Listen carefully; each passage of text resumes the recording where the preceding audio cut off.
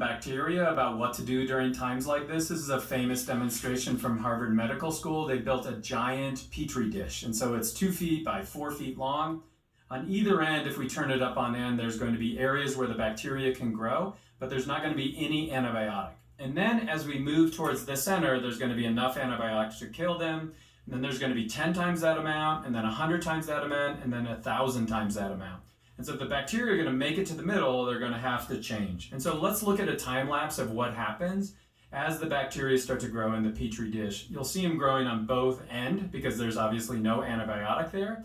But eventually what happens is they stop until a mutation shows up.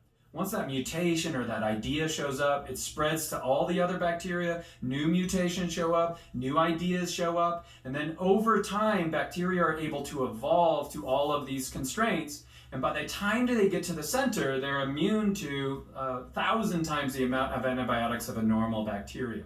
What's cool about this is all the bacteria on the right side here come from that one idea that came really, really early. And so I think we have to start thinking about our time right now like this. And so we've faced a big constraint. Schools are closed due to COVID, but right now we're in the area of, okay, we've got this figured out. How do we start to make this authentic and do real science investigations?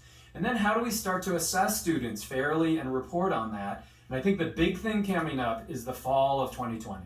Like, we might be in class, we might not. We have to shift maybe from remote to non-remote teaching. And so I think we have to be ready for that. And we don't want to have to go through the same thing we did when we flipped the switch just a few months ago. And so I think this summer is really important. I'm going to make a lot of videos to help out.